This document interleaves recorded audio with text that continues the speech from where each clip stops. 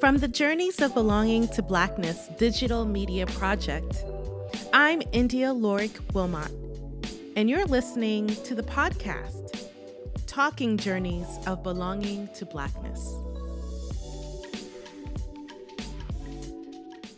Thank you for tuning into part 2 of my conversation with Alicia Anabel Santos, La Santera. In this episode, we'll continue to have a conversation about what it means to stand in the fullness of our Blackness. Alicia will speak to the ways in which her spiritual practice is connected to her writing and her community-based work. Now let's get into it. And I love the fact that, when you're curating these spaces for folks to, come into their own and embrace their own aspects of their identity through their writing, you're doing this with young people and the elderly. Not that it's easy, but with young people, it's one thing because they're malleable and they're just open. I probably find it just even more intriguing when you're working with an elderly population, because you might even have some people who they don't even embrace the fact that they are just these natural griots and that they just probably, oh yeah, I just tell my story. But we understand how important it is for our elders in the community to formally document their stories, because once they pass on, that's it. We gotta make sure we can capture some of this history and capture the stories and have people tell their stories, or, even if they're telling fiction, that there's a lot of reality in that story that's contextual and that's rich, that's telling something about a particular moment in time that if no one documents this, it's lost to the ages. I am of everything that I have done and everything that I'm doing, what I am most proud of is my work with the elderly, my work with senior citizens. I am so proud of that work. I'm so proud. For the past 4 years, I've been able to facilitate this space at 5 different senior citizen centers. And they are writers. They are my writers, my senior citizen writers. And the stories they have told me, I have white women, Black women, Asian women, Latinx women, they are incredible. I have this one woman who told the story of her mother arriving to the US in the 30s, and she came by boat from Puerto Rico. And when she arrived, there were two lines, and one was for white folks and one was for coloreds. And she got in the white line, and she was standing in that line, and they were like, oh, I'm sorry, miss, but you need to be in the color people line. These are the stories that I have the privilege of midwiring. This is the work that I'm doing. I'm helping to extract their stories and remind them that they come from amazing cultures, amazing people. Right now, we are actually my senior citizens are writing children's books. Oh, that's so cute. Yesterday, because I wanted them, every season I do a different theme so that we're writing something new. So the first year they wrote poetry and prose. The second year they wrote a 10-minute play. We've written last year I recorded oral history, so I did videos of them telling their story. And this year we're writing children's stories to go to hospitals and read them. Oh, that's sweet. It's going to be beautiful. That's our end of year celebration. They wrote 2 stories yesterday. One was let's go to the movies. So an entire family. The themes were about compromise and choice and family and love. I love it because I'm bringing them joy.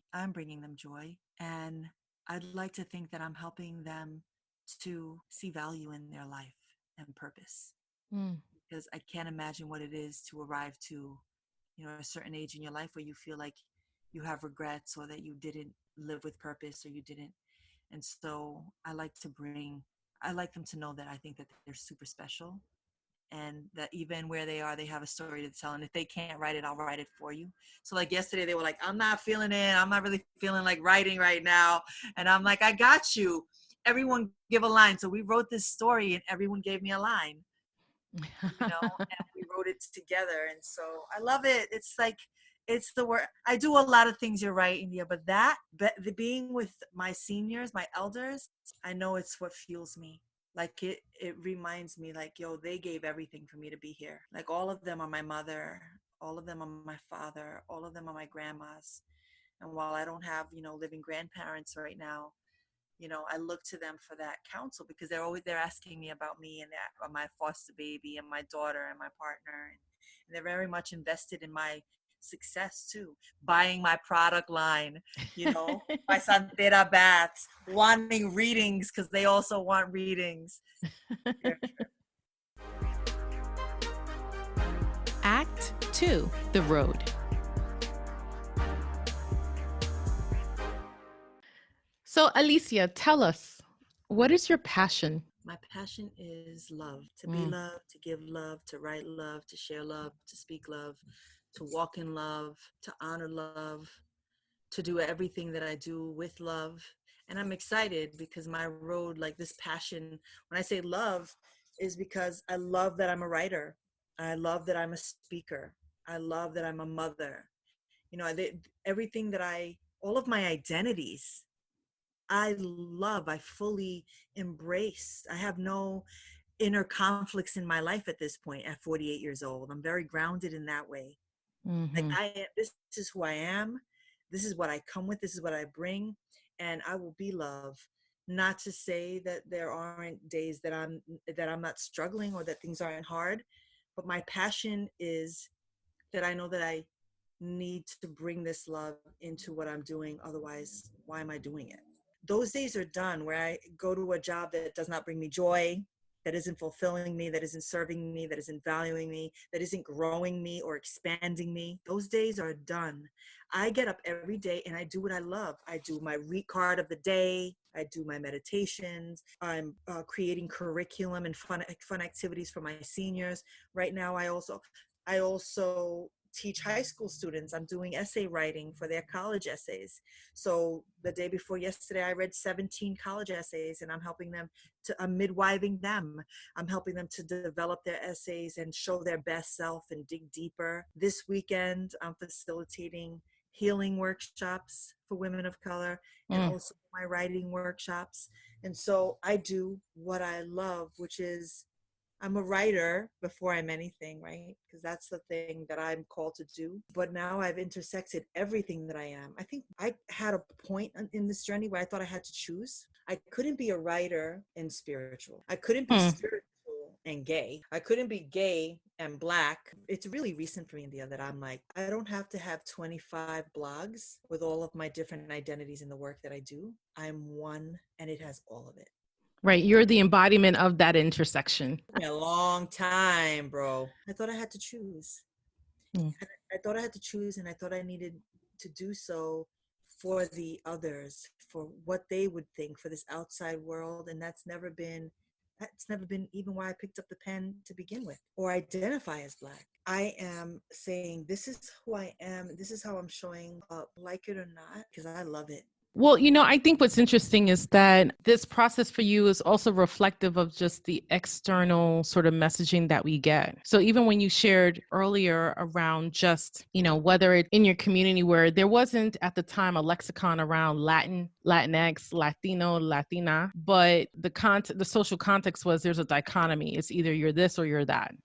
And everything around us in society is oftentimes, and at least for a very long time, is always situated as a binary, but that you can't be both person whose family has ties to Latin America and Black and woman. It's almost like even when we talk about being, whether some folks identify as being a feminist, a womanist, or what have you, it's always this kind of thing. Well, are you a woman first, or are you a person who is of this kind of ethno-racial, cultural sort of background?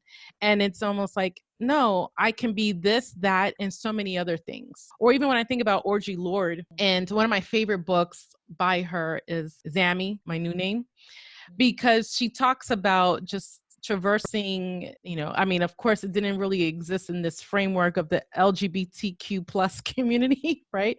So for her, it was almost like even to say I'm lesbian was huge. And then her going into those spaces and she's like, yeah, I'm lesbian, but I'm Black.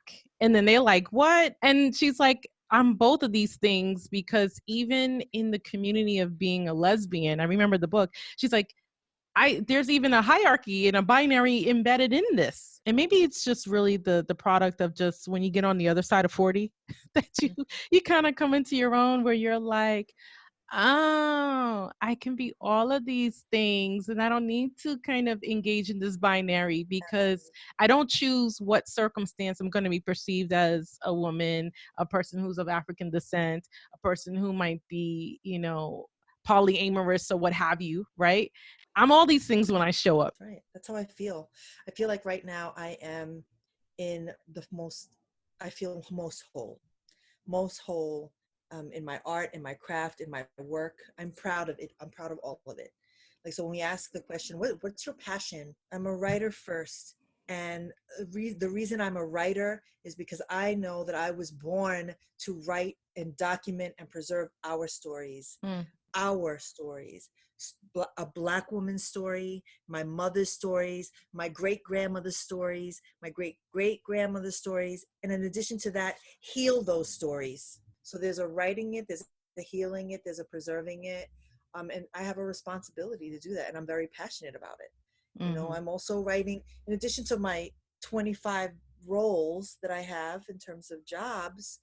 I'm working on a historical fiction novel, about um, during the time of Trujillo, with a Haitian protagonist and a Dominican protagonist, two women who fall in love during the time of the Parsley Massacre. Mm. And so that's important to me.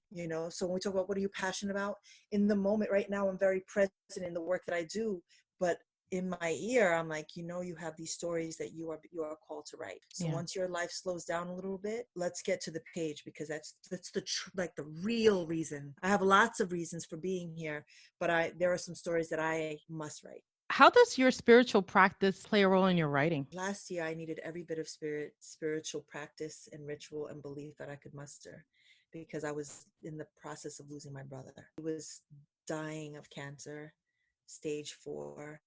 And I wanted so badly for him to read something that I had written before him leaving this earth. And so I needed spirit to really guide my hands and to give me all of the words, and that it not be perfect, that it be enough for him to see it. And I wrote an Orisha series, a book series, 7 books about the Orishas. I set it in the Bronx, Hunts Point, a boy named Antonio. And in each book, he meets an Orisha. In each book, he meets an Orisha, and there's a life lesson. And I wrote them in 2 weeks, 7 Wow. books, 7 children's books. I just, from one book to the next book, to the next book, to the next book, to the next book. And so that was spirit, right? Yeah. So I rely on my faith to give me the courage and strength and stamina and endurance, call on my spiritual practice for those things. So when I'm kneeling in front of my altar and I'm talking to my Baba Woon, I'm saying, okay, we're going to work. I need you to work through me, to give me the strength that I don't have right now, because my brother is dying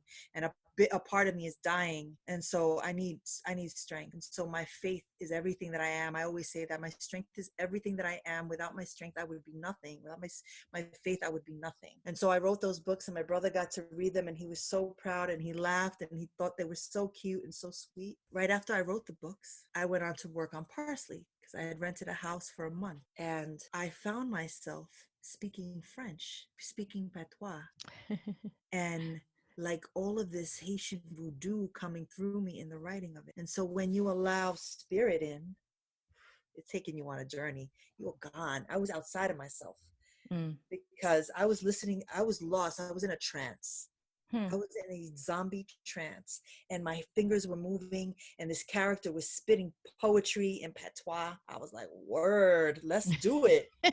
Let's go. And so spirituality is a very big part of my practice as a writer, because I also know that writing for me is like prayer. Wow, So that's powerful. it is easy for me to have these podcasts in the cart of the day, and you and I have a relationship outside of our art world. It's easy for me because spirit is always with me. I'm Right. always inviting spirit in, like, go ahead, say what you want to say. I'm ready. I know I'm a vessel. Well, I'm not surprised by that, right? Because even when you think about spiritual work, there's a kind of midwifery or care that happens even in that. And so for you to be sort of dubbed by many as a writing midwife, and then you're engaged in a spiritual practice that allows you to sort of midwife others, through your consultancy, I mean, there's something that's very connective about you. There's something about you that's allowing you to kind of engage in this care work across these different modes, whether it's through the writing for yourself and ushering others, and then for you sort of being the conduit to sort of a spiritual practice for others. That requires a lot. And I think it's even deeper than the fact that I think that you are an empath, right?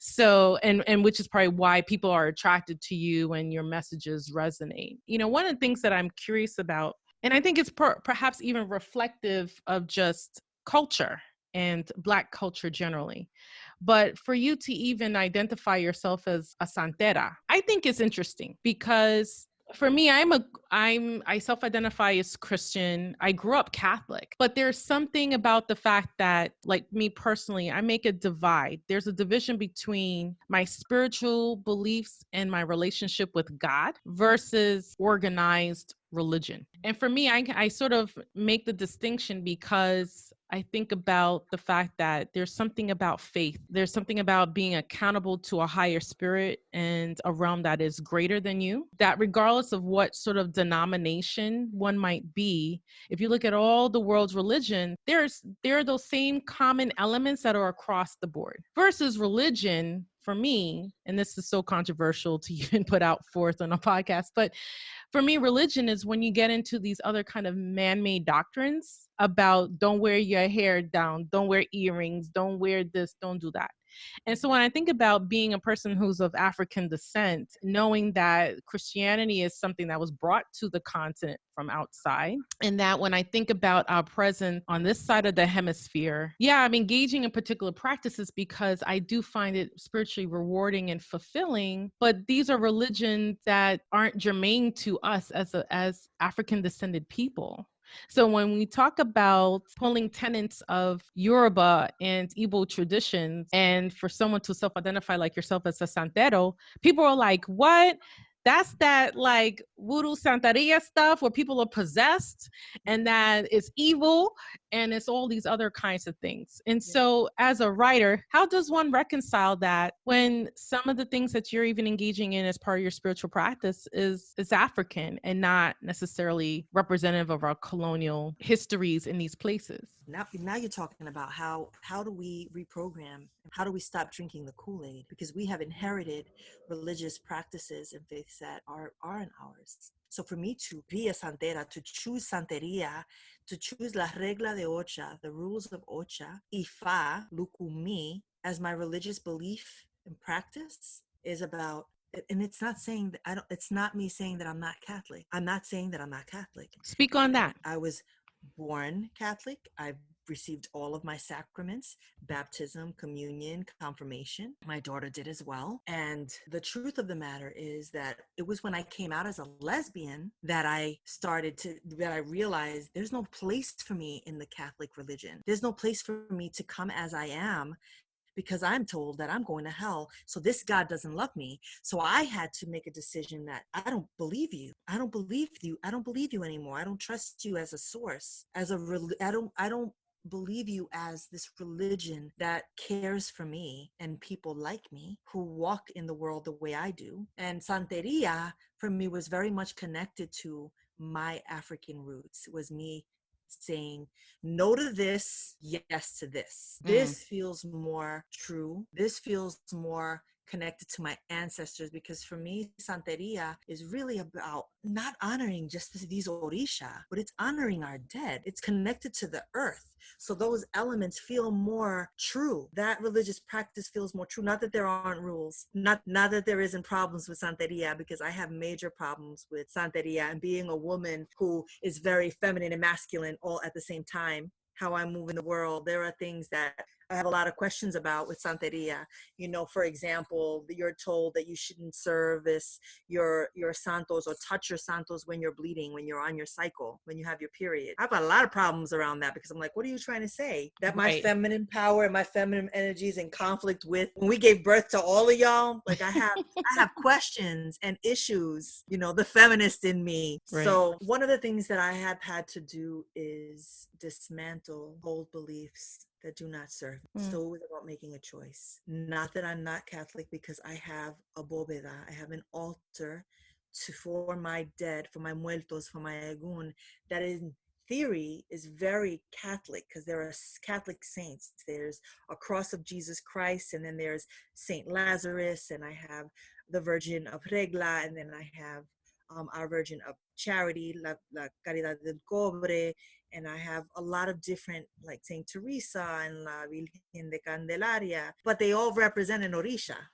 mm. Because when we talk about syncretism and how Africans preserved their religious beliefs here in the US, they took the Catholic saint that they were being asked to worship and they made it their African god, right? Which was brilliant. And so Saint Barbara is Chango. And so while I still have these Catholic symbols in my home, they're still also African. See that's deep, and I love that, and I'm glad that we're sort of carving out space to talk about that because when one really takes time to understand, whether it's throughout the Caribbean and Latin America or even in the US, the resiliency of African descendants and the ways in which they use the tools of the oppressor, which in many regards is religion, right? So you had in the US the slave book where it had all, like the slave Bible, where it had all these rules specifically for the slaves to believe in, rules around, well,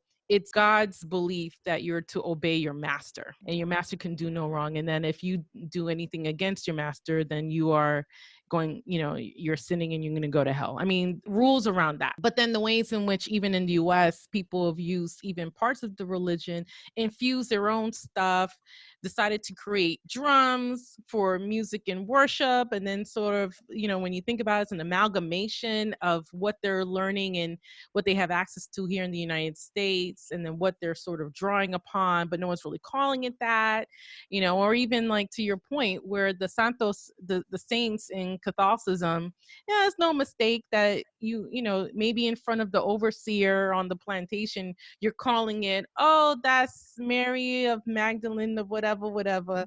But then everyone's like, yeah, shush, that is the Orisha of such and such. But we're going to kind of keep it. We're not going to tell Right. John the slaver over there what we Mhm. doing. I think what is unfortunate is the Hollywood-ization of African culture, and including like African religious practice or African spirituality. And I'm blanking on the name of the movie, but I think it came out sometime in the early to mid 80s, where something happened, but it took them down to like either Dominican Republic or Haiti.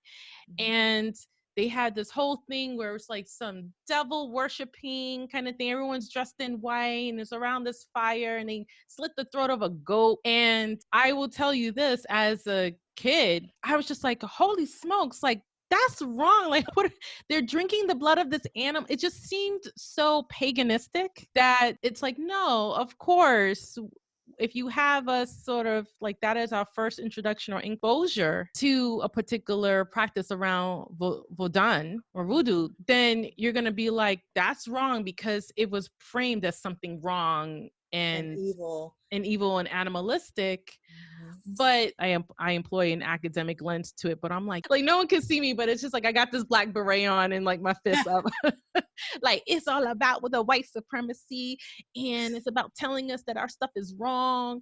And but it's this interesting conflict that we have in our culture as African descendant people, that we're told that this is bad, so therefore it must be bad. I Tension. think as a writer, for me, that's one of the most important parts of my work, to like dispel the myth that like voodoo is this satanic devil worshiping religion, when in fact voodoo is a very beautiful religion rooted in science, actually, and symbolism. There's a lot of symbolism in the rituals, in the bebés, in the loas, in the meaning and how they are worshipped and why they are worshipped, and that it's very much grounded in faith, right? In self-improvement, in wanting harmony, and wanting to have a good life. Voodoo is a beautiful, beautiful religion, and people, when they hear voodoo, they think it's some dark, evil magic. You blow a powder and you've killed somebody. Right. People, Hollywood has done a number on our spiritual practices, and truly, when I think about voodoo and santeria and 21 divisions and candomblé and, palo mayombe, is that, people have turned to these African religions, rituals, and practices to save themselves. It's about saving ourselves. It's about strengthening ourselves. It's about strengthening our communities, it's about preserving our history also. You know, what has the colonizer done to us? They took our language from us. They took our history from us. They took our religion. They took our food from us. And in doing that, they tried to strip us of who we are. Right. And so those of us who are santeras, like myself, and voodoo priestess, mambos, we're saying, no, no, no, no, we're holding on to this, and we're going to pass this forward, and we're going to teach this. And so I know that that's another element of like my work here on earth, is to rewrite those narratives. Like, wait, that's not true. Mm-hmm. Don't believe what you watch on TV or what you found on Google. Discernment. Let's practice some discernment, everybody. Not believe everything that's on the internet. Let's not. What are some lessons that you've learned along the way so far? I mean, are there particular failures or opportunities that you experienced that allowed you to turn things around? That's a beautiful question, because today the card of the day is power. That was the post today on my Instagram or YouTube. And what I'm thinking about all of the ways in which I have felt powerless and disempowered, and have worked with people or for people who have abused their power. There's been a lot of power struggles in this journey. And so I think the greatest lesson that I am learning right now is that Alicia, I possess a lot of power. There's power in my words. I think it was Maya Angelou or Toni Morrison who said that words, they stay on the fabric of everything of your house. The words that you say, they're in your curtains, they're on your sheets, they're in your furniture, they're on your walls. And so words are powerful. The words we say, how we speak to people, the words that we write, they have the power to affect change, to have someone agree or disagree, to challenge, to love, to destroy. And so I'm learning that I need to harness this power and truly use it for good works. Really be mindful of how I'm using the power that I possess, and always mindful of not making people feel like I felt. So that's a huge lesson. But at the same time, standing in that power and in that fierceness and in that, we possess that power and it's ours. And it's taken us, we're talking about centuries of preserving power and not letting the master beat it out of us. Like, how do we hold on to this power and just continue to do good works? And not to feel overwhelmed by sort of the trauma of the past. Listen, how all I keep thinking about is, wow, people are really threatened by us, by Black people. Speak on it. What? People are threatened by the power of Black people. And, my father and I were talking briefly because I was rushing to work yesterday. And I'm like, Bobby, but of course they deny us access. Of course, he was talking to me about, he read something or heard a conversation. He's like, do you know, daughter, that the left and the right are equally as idiotic? He's like, you have the left and the right, and he's having this conversation about, the political climate and ignorance and racism, and how people, why they don't want Black folks to vote. They don't want us to vote. They don't want us to vote. I'm like, Bobby, do you understand that if we exert our power, then they feel like it's like the Dominican Republic believing that Haiti wants to invade the Dominican Republic. Right.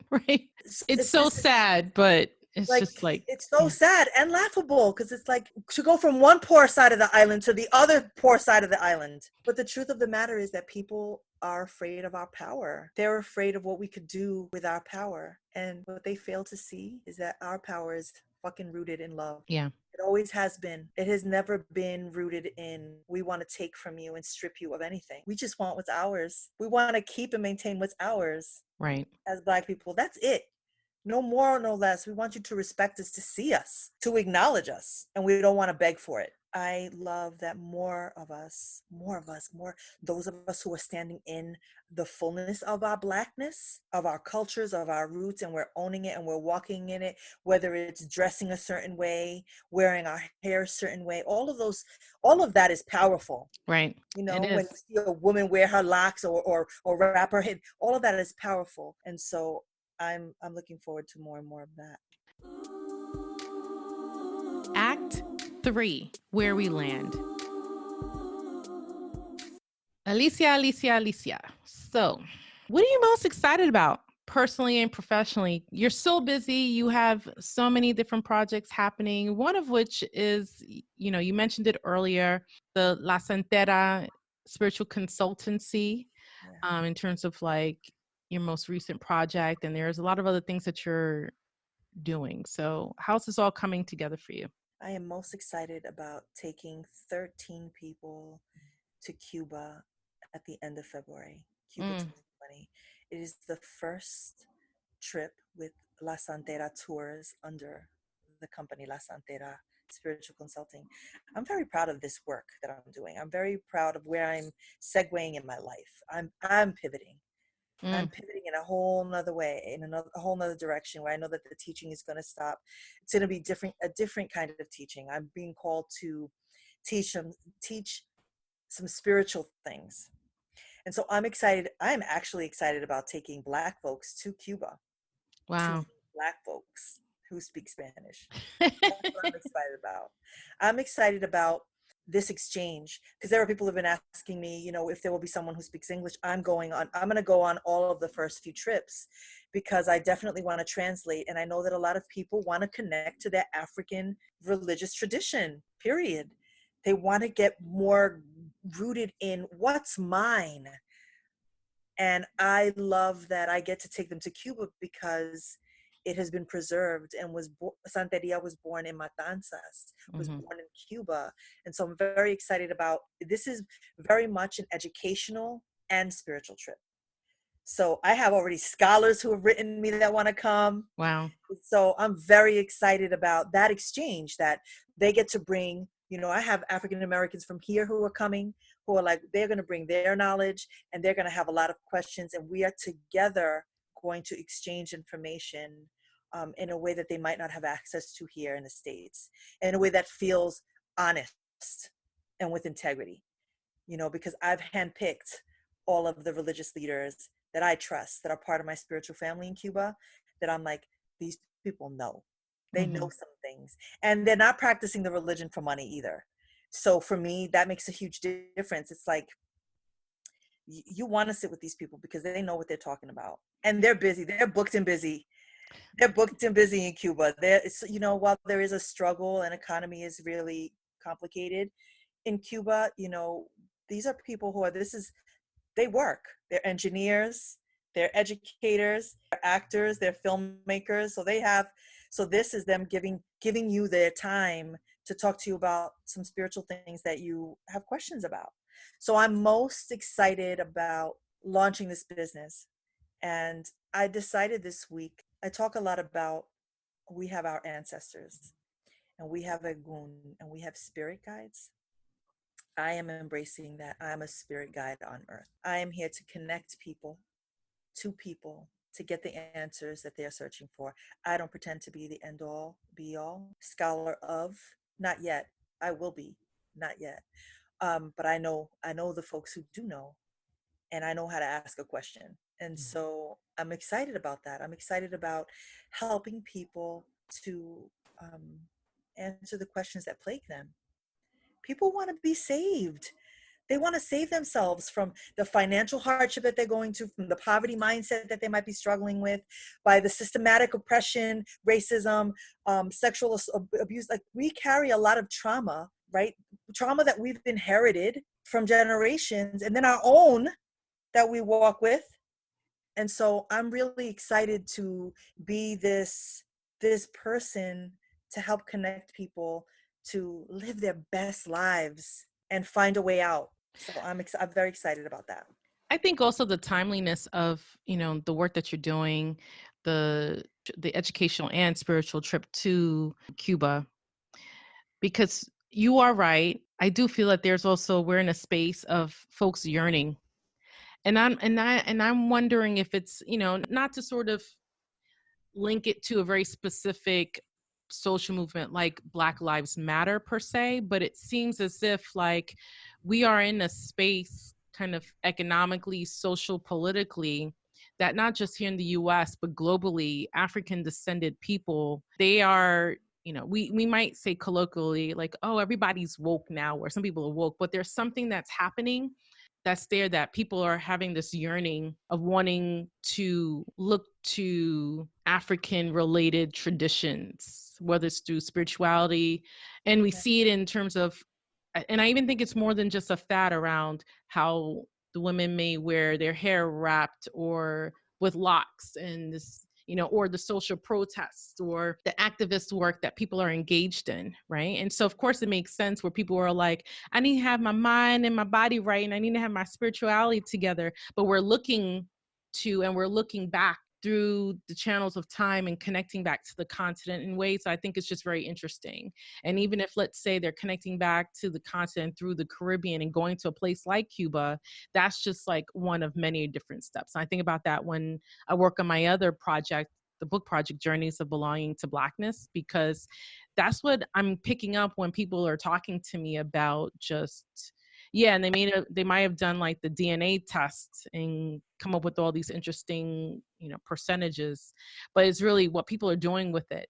And people are connecting in the way that you're saying people are connecting. There's no mistake that you have, what, 13 folks? Yeah. That's incredible. It's amazing. And when did you put out an ad for this? Like a month ago? Like literally a month ago. Like I have people like who are messaging me now, like I already put in my vacation time, like I'm ready. And I have like another a friend of a mutual friend of ours who's like, oh no, I have speaking engagements. I'm about to take all that off my calendar right now. Right. There's something there because we're connecting to what's ours. We are finally saying, okay, we've got to undo some things. This is no longer working. Their ideas of spiritual and religious pride does not serve us anymore. We need something that feels more genuine to who we are as the people. And it has everything to do with our ancestors Right. and remembering where we come from. We can pay for all kinds of things and have all kinds of experiences and go, we could go and visit all of these sites that are ours. We could go to Ghana, we could go to Nigeria, we could go to all of these rivers and have all the, but how are we practicing on the daily? When you talk about how do we walk in our Blackness, that's even our spiritual practice. And that for me that's why I said religion is my entryway. The religion, spirituality is my entryway. It's my connection to all things Black. Mm-hmm. And I wouldn't change it for the world, because look at where I am. Look at all that I have, all that I've accomplished. And that has everything to do with the work that my ancestors are doing through me, and my santos and my ocha and all of that. And I'm very grateful for it. So I'm thrilled that I get to kind of be this person that guides folks and let me connect you. Let me connect you to the people that I know that know. Let's go, and together we're going to go to the Orisha Museum, and we're going to go to have a misa espiritual and see which ancestors show up at this spiritual mass to speak to us and through us. And like, I'm providing this like service that's an experience. Like this is what it looks like if you were to practice it in your daily. Mm. And it is easily accessible. Hard because it's hard to find spiritual community. People are very private, and because of what you were saying, that our religion, Hollywood has made our religions, so such taboo and evil, that we're even afraid to delve into those religions because we believe what we've seen, and that Right. isn't true. That's why I say, come out, come see, Well, come and so see. for folks, our listeners who Yeah, are interested and yeah. are like, or just want to learn more, where can they find you, reach out to you, find out about your writers' workshops, other work, performances that you're doing, and even to learn a little bit more about La Santera Spiritual Consultancy? lasantera.nyc, www.lasantera.nyc. On Instagram, La Santera. on Instagram, La Santera Tours. That's where all the stuff is. But I'm easily accessible too, right? Just my name, Alicia Anabel Santos, and you could find everything. But yeah, you're right. Like I have an info session next Tuesday where we're meeting at this really dope, like it's called Bodega Pizza. We're gonna go and we're gonna talk, and I'm gonna answer all the questions about the trip for the people who want to come. I'm super excited. I'm No, super excited. I'm excited for you. And before we go, I think that it'd be nice if you could maybe share a couple of what I like to call audience takeaways that may inspire our listeners on their journeys. My father, since I was young, instilled in me, si no sabes de dónde vienes, ¿cómo vas a saber para dónde vas? If you don't know where you come from, how will you know where you're headed? And that to me is a mantra that I walk with, because without it, I would not have come into the fullness of myself as a Black woman. You know, it's connected to knowing my roots, studying, researching, ask questions. And for those folks who are like unsure about identifying as Black because you feel like it's not your place, I think it's really important, as we have this conversation and we're centering Black people, because that's the other thing. Like we have to be very mindful of the space that we take up as people of color, right? And as those who identify as Afro Latina and you are light skinned, it's very important that you're not taking up space, that you are centering Black women, Black men in all of these debates and all of these conversations, and ensuring that they're taking the lead, acknowledging and recognizing your own privilege. That's not to say that you don't have struggle or that you've experienced racism, but you have this self-awareness of where you live in the conversation. You Mm, can be Black, but understand that your Black and my Black are different. And so, and your struggle and my struggle are different, for us to be able to have honest conversations about Blackness and belonging, right? mm, But I say, come on in. I say, come on in and let's embrace who we are, and let's be Black unapologetically and own it, because we come from not just a rich and beautiful history, but we come from a legacy of warriors, spiritual warriors who have been battling for us for hundreds and hundreds of years. So connect to your spirit, and know that even when you're not connected, you've never been abandoned and you're not alone. mm. Muchas gracias, Alicia De Anabel nada. Santos.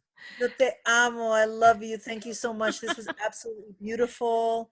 Thank you to Aw, all your listeners listening. Support Yndia, Lorik Wilmot's work. Please I support her appreciate that. work.